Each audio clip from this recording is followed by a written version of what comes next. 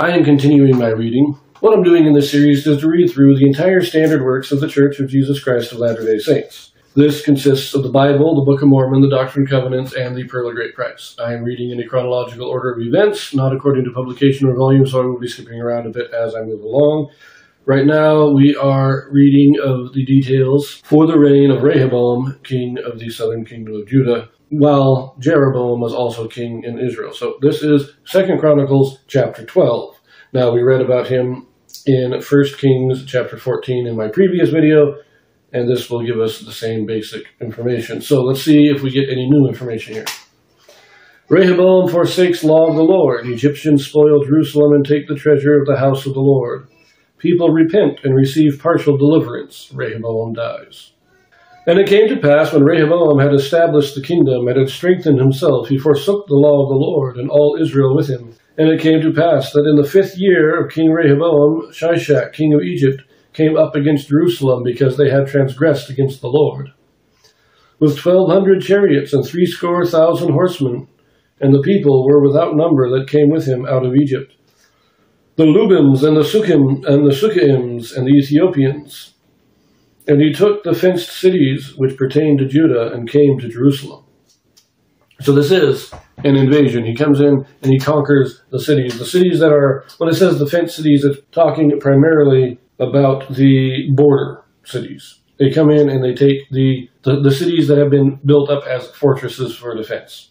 Now, I'm not sure what the Lubims says here are Libyans. Don't know what the Sukkaims are. And then the Ethiopians are the Cushites, the Nubians. Ethiopia is just south of Egypt, and frequently, while it was frequently independent, it was also frequently under the dominion of Egypt. So they're bringing in all these African tribes that kind of swear are vassal states to Egypt, and they're coming in with this big army to invade. So here we go, verse 5. Then came Shemaiah the prophet to Rehoboam and to the princes of Judah that were gathered together to Jerusalem because of Shishak, and said unto them, Thus saith the Lord, Ye have forsaken me, and therefore have I also left you in the hand of Shishak. Whereupon the princes of Israel and the king humbled themselves, and they said, The Lord is righteous. And when the Lord saw that they humbled themselves, the word of the Lord came to Shemaiah, saying, They have humbled themselves, therefore I will not destroy them, but I will grant them some deliverance, and my wrath shall not be poured out upon Jerusalem by the hand of Shishak. Nevertheless, they shall be his servants, that they may know my service and the service of the kingdoms of the countries.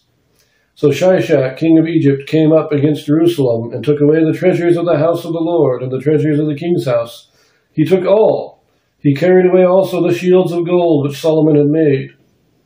Instead of which King Rehoboam made shields of brass, and committed them to the hands of the chief of the guard that kept the entrance to the king's house.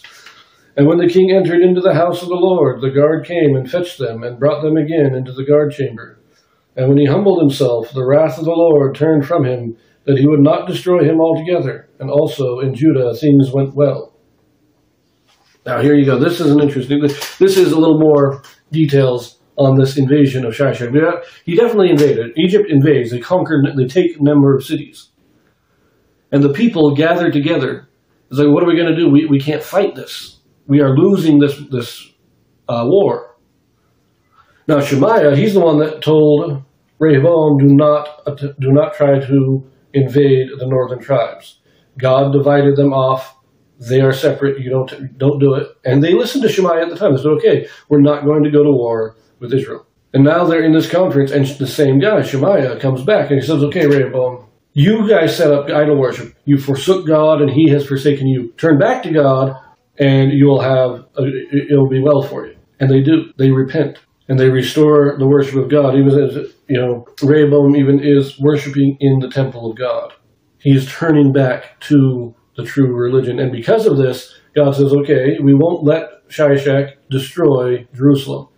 And instead, they give him the treasures of the temple and the treasures of the king's house, and Shishak leaves, and they pay tribute to Egypt to avoid destruction. And then it says, I like that, it says, and also in Judah, things went well. In other words, they started to prosper again. Egypt got their tribute and they left, and Judah was able to prosper. They were able to restore themselves to a certain extent. Although, as I said in my video in 1 Kings, that they replaced the golden vessels with brazen ones, a lesser quality material. But it seems that for the first 5 years, Rehoboam was completely an idol worshiper. He set up all these idols throughout the land.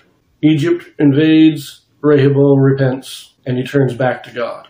And we get some prosperity. Now, it doesn't say that he destroyed anything. He didn't destroy the idols, but he did return to worshiping God. So it was most likely kind of doing both. But let us continue. Let us read the rest of this, starting in verse 13. So King Rehoboam strengthened himself in Jerusalem and reigned. For Rehoboam was 41 years old when he began to reign, and he reigned 17 years in Jerusalem, the city which the Lord had chosen out of all the tribes of Israel to put his name there. And his mother's name was Naamah, an Ammonitess. And he did evil because he prepared not his heart to seek the Lord. Now the acts of Rehoboam, first and last, are they not written in the book of Shemaiah the prophet, and of Iddo the seer concerning genealogies? And there were wars between Rehoboam and Jeroboam continually. And Rehoboam slept with his fathers, and was buried in the city of David, and Abijah his son reigned in his stead. It appears that Rehoboam did repent, or at least temporarily, and even if he did, he probably did go back to worshiping idols, but he still maintained the worship of God. Okay, he kind of did both. He wanted to worship God because God's powerful, we got to maintain a relationship there, but he was still worshiping the idols of his mother. And so he never fully repents. But he repents enough to preserve his kingdom so that it doesn't get fully destroyed.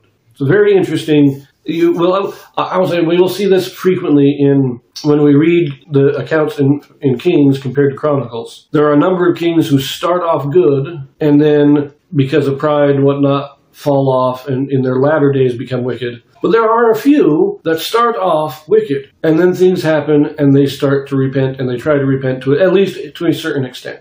And we in Kings, we generally only get the beginning. So they were good, then they died. And in Chronicles, but the latter part, they kind of went off the deep end a little bit near the end. And we have other ones that in Kings, they're just wicked. They were wicked, God punished them, and we move to the next king. But in Chronicles, they were wicked, but they did try to repent near the end. So that's why we need both Kings and Chronicles, because we do have additional information here. And it's very important to read both of them so that we fully understand what's going on and understand what these men are and how God interacts with his people.